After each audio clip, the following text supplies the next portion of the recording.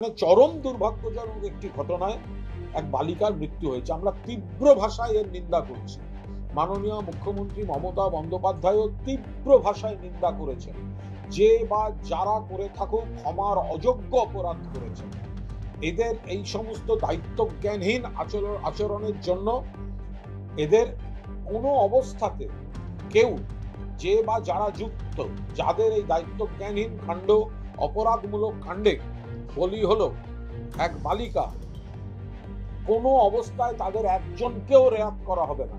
Police গেছে, SP গেছেন, ধরপাকড় শুরু হয়েছে।